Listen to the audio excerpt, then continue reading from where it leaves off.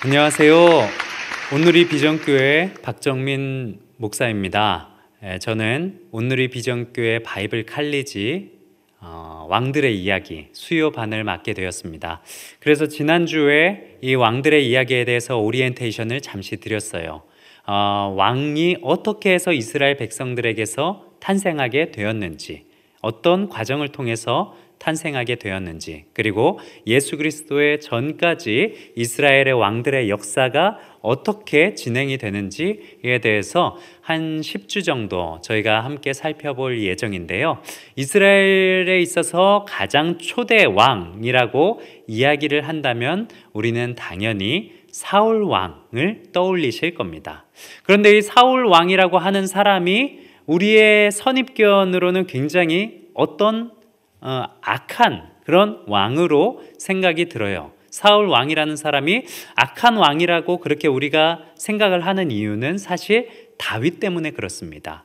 다윗을 대하는 사울 왕은 굉장히 폭군과도 같고 다윗을 죽이기 위해서 혈안이 되어 있는 그런 왕으로 우리는 기억을 하고 있어요. 그렇기 때문에 사울 왕이라는 이름을 떠올리면 우리에게는 부정적으로 생각될 수밖에 없는 것이 사실인 것 같습니다. 그러면 하나님께서 이 사울 왕을 만드실 때부터, 왕으로 세우셨을 때부터 악한 왕을 세우셨는가?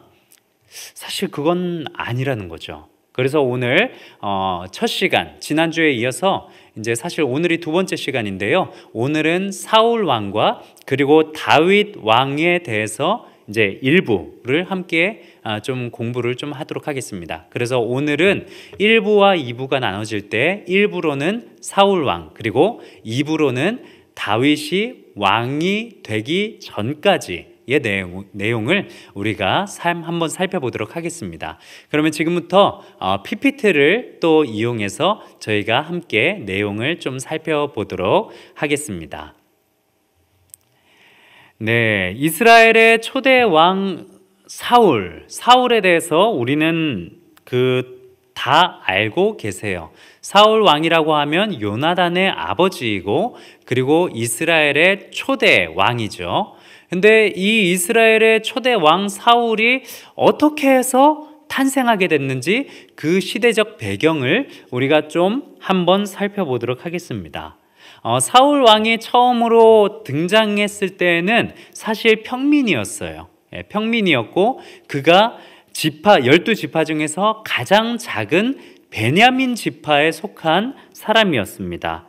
근데 그때까지는 사실 왕이 없는 시대이고 어떤 시대였냐면 그 신정 통치국가, 하나님께서 사사들을 통해서 이스라엘 백성들에게 말씀하신 때였습니다. 그래서 12명의 사사 다음에 13번째의 사사 사무엘이죠. 사무엘을 통해서 하나님께서 이스라엘 백성들을 다스렸는데, 그런데 이 사무엘 다음이 문제였습니다.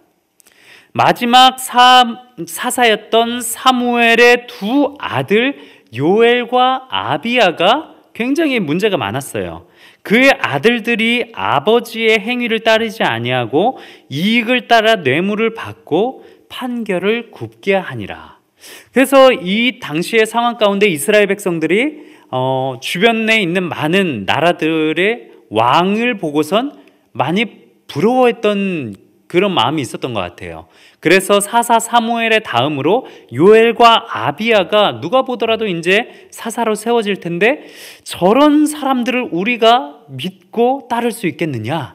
백성들은 그렇게 할 수 없다. 그런 거죠. 그래서 이스라엘 백성들이 하나님께 요구를 합니다.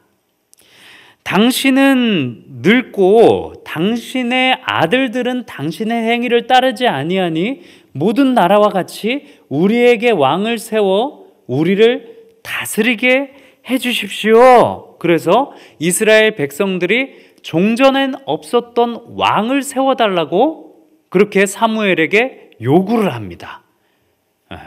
그래서 사무엘이 하나님께 말씀을 드리죠. 하나님, 이스라엘 백성들이 하나님의 통치를 거부하기 시작했습니다.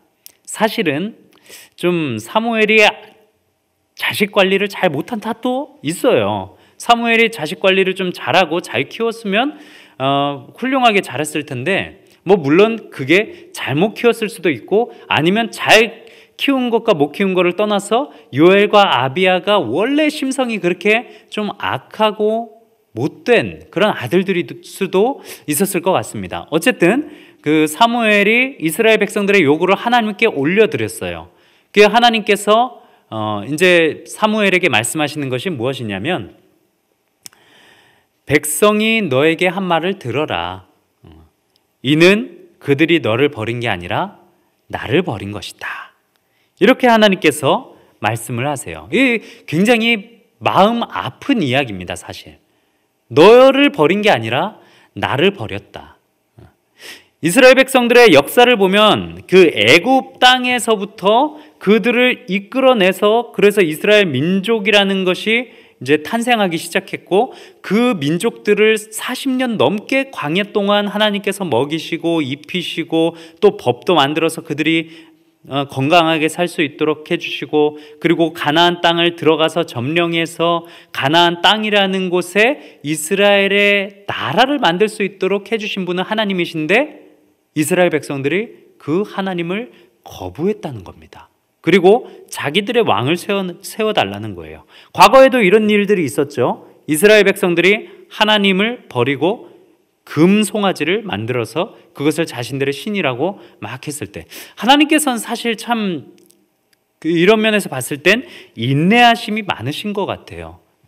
이런 절차를 여러 번 겪었음에도 그래도 끝끝내 참아내시고 이스라엘 백성들의 요구를 또 들어주십니다.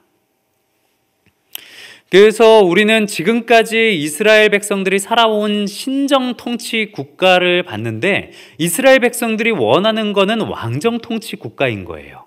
그래서 이 신정 통치 국가와 왕정 통치 국가의 모습이 어떻게 다른가? 신정 통치 국가의 모습, 하나님께서 다스리는 곳은 이제 왕이 아니라 하나님께서 다스리는 완벽한 그런 나라입니다.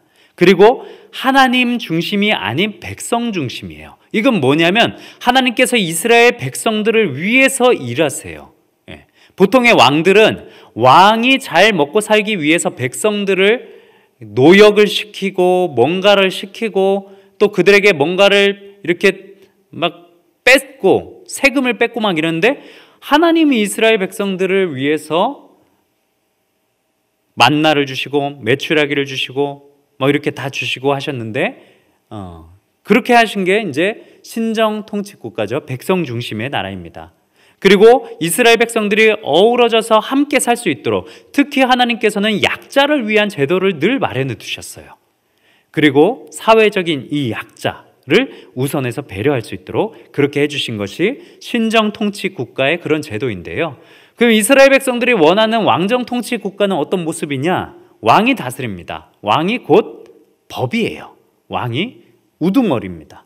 그 왕권으로 중심으로 돼서 그 통치하는 사람의 통치권 뭐 얼마나 잘 다스리느냐 못 다스리느냐를 떠나서 왕이라는 그런 피 하나만으로도 우두머리가 될 수 있는 그런 권한을 잡죠. 그리고 계급체계, 수직 상하적인 계급체계가 확실합니다. 왕, 귀족, 평민, 노비. 그리고 강자 중심으로 명령을 하고 그리고 그것을 따르는 그 사람 사이의 그런 삶에서는 이럴 수밖에 없어요. 이렇게 해서 누가 봐도 우리가 신정 통치 국가와 왕정 통치 제도 이것을 비교해 봤을 때 누가 봐도 신정 통치 국가가 훌륭하지만 근데 이스라엘 백성들은 굉장히 우매하게도 주변 나라들의 왕이 세워진 것을 보고 우리도 우리를 다스릴 왕을 주십시오. 하나님을 보지 않는 이런 우매한 모습들을 보여줍니다. 이렇게 해서 이스라엘의 왕이 탄생을 하게 돼요. 그래서 왕을 선택하는 장면이 이제 9장에 나옵니다. 그 사무엘이 처음에 가서 이제 그 사울이라는 사람을 딱 만났는데요. 사울이라는 사람을 만나서 처음에 봤을 때 그의 용모가 어땠냐면 키가 컸습니다. 여기부터 이제 반칙이에요. 여기서부터가 반칙. 준수한 외모. 일단 저는 탈락입니다. 외모가 일단 준수하고요. 키도 크고 그리고 아버지를 잘 돌볼 줄 아는 걱정할 줄 아는 효자입니다. 그리고 예의 있는 사람이에요. 사무엘의 앞에서 예의를 갖출 줄 아는 사람이고, 그리고 겸손한 사람이었습니다. 막 자신이 왕으로 선택되었다는 것을 아니까 굉장히 부끄러움에 막 관짝 뒤에 숨고 막 이렇게 해요. 그리고 시대의 흐름을 읽을 줄 아는 눈을 가졌습니다. 한마디로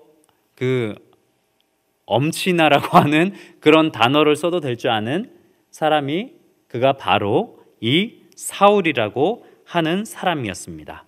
그래서 이 사울은 본인이 왕으로 정해진 그 당시에는 굉장히 좀 부끄러움도 많고, 그리고 내가 이 이스라엘 백성들을 다스릴 만한 제목이 안 됩니다. 나는 이스라엘의 12지파 중에서 가장 작은 지파인 이 베냐민 지파 중에서도 제일 작은 가문의 아들 중에 한 사람입니다 라고 하는 굉장히 겸손한 모습을 갖춘 사람이에요.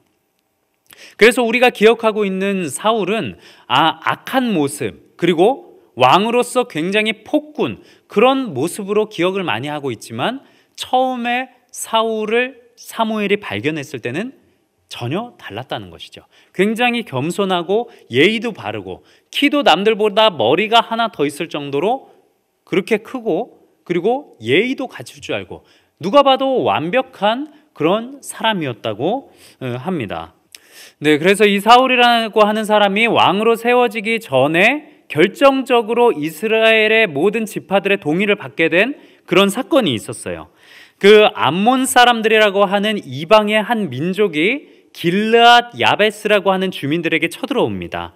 그래서 이 쳐들어왔을 때 이 길르앗 야베스 주민들이 사울에게 도움을 청해요. 그래서 사울이 이 이야기를 듣고, 원래는 이제 굉장히 부끄러움을 많이 타고 막 누구 뒤에 숨어가지고 나는 왕이 될 자격이 없다고 하는 사람인데, 이때 하나님의 영을 받고 이 사울이 확 변합니다. 자기가 몰고 오던 소를 잡아서 각을 뜨고 각 지파들에게 보내요. 그리고 하나로 이스라엘 백성들을 규합합니다. 전쟁에 참여할 것을 촉구를 해요. 그래서 뛰어난 이 리더십을 발휘해서 모든 지파들을 하나로 묶고 암몬 족속과의 전쟁에서 크게 승리를 거둡니다. 그래서 이때부터 사울은 모든 사람들에게 왕으로서 인정을 받게 되고, 사울의 그런 초기 이스라엘의 통치는 시작을 하게 되는 것이죠. 그런데 여러분들도 아시다시피 사울 왕이 한 20년 동안 이렇게 잘 통치를 했지만, 그 다음부터 사울 왕이 점차 변하는 모습을 볼 수가 있습니다.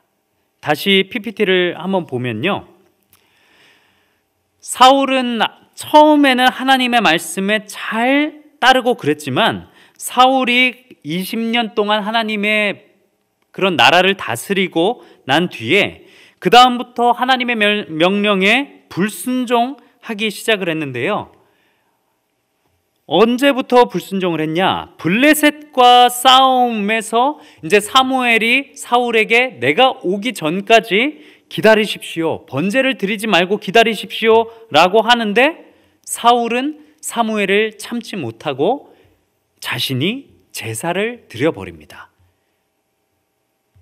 이스라엘 백성에게 있어서 제사장이 없이는 제사를 드릴 수가 없어요. 그런데 사울이 자신이 대신 제사장직을 대행해서 제사를 드려버린 거예요.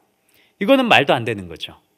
그리고 뭐라고 했냐면, 하나님께서 아말렉과 전쟁할 때 아말렉 왕을 죽여라, 그리고 아말렉을 진멸해라 라고 하셨어요. 진멸이란 것은 이 이전에도 나왔던 헤렛 명령이라고 하는데, 하나도 남김없이 모든 것들을 다 이제 소멸해라, 그런 의미였어요. 왜냐하면 아말렉이라고 하는 이 민족은 옛날부터 이스라엘 백성들이 400년 전에부터 애굽에서 나올 때 이 대열에서 뒤처질 수밖에 없는 약자들을 쫓아와서 약탈하고 괴롭히던 그런 민족이 아말렉이었어요. 그래서 그렇게 남의 것을 빼앗고 불쌍한 사람들의 것을 빼앗았던, 정당하게 모은 것이 아니라 약한 자들로부터 빼앗은 불의한 것이었기 때문에 하나님은 모두 진멸하라, 모두 없애라고 했는데 어떻게 했냐면 사울은 모두 없애지 않았습니다. 존귀한 것은 자기가 챙겼고요. 그리고 아말렉 왕 아각도 살려줍니다. 사울이 타락하기 시작해요.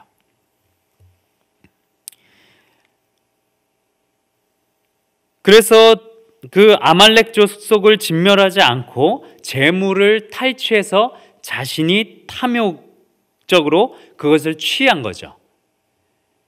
그리고 그 다음부터 또 이제 다윗이라는 한 소년이 등장해서 골리앗을 쓰러뜨리고 난 뒤에 많은 사람들이 이렇게 얘기하죠. 사울은 천천히요, 다윗은 만만히로다. 이때 이제 사울은 미쳐가기 시작합니다. 다윗을 죽이기 위해서 혈안이 되죠. 시기 질투를 벌입니다. 그리고 사무엘상 28장에 이르러서는 사무엘의 영을 찾기 위해서 엔돌에 신접한 여인을 찾아갑니다. 미신 숭배를 하는 거죠. 귀신을 쫓지 말고 그렇게 그 미신을 쫓으면 안 되는데 이 사울은 그 사무엘의 영을 찾기 위해서 미신을 쫓아간 것이죠. 그렇게 해서 사울은 하나님이 원하시지 않는 모습으로 그렇게 점차 변해갑니다. 그렇게 해서 결국엔 하나님께서는 뭐라 말씀하시냐? 내가 사울을 왕으로 세운 것을 후회하노니 라고 말씀을 하셨습니다. 그래서 결국에는 사울은 우리가 알다시피 처음에는 아주 훌륭한 모습의 사람이었습니다. 얼굴도 잘생기고 키도 크고 예의도 바르고 부모님께 효를 다하기도 하고 그리고 겸허한 모습을 갖추기도 하고 그리고 모든 그 지파들을 다 통합해서 하나로 통솔할 줄 아는 그런 리더십도 가진 멋진 사람이었어요. 그런데 그가 왕이 돼서 이제 20년 동안 왕위를 견고하게 한 다음부터는 하나님의 영이 그로부터 떠나기 시작해요. 그가 하나님을 떠난 거죠. 사울이라는 사람이 처음에는 그렇게 멋진 모습을 가지고 있었지만 결국에는 하나님의 영이 그로부터 떠나게 됩니다. 하나님의 말씀에 불순종하고 그리고 탐욕을 취하고 시기 질투를 하고 그리고 우상 숭배를 하게 되면서 결국에는 하나님이 그를 왕으로 세웠다는 것을 후회하시게 되죠.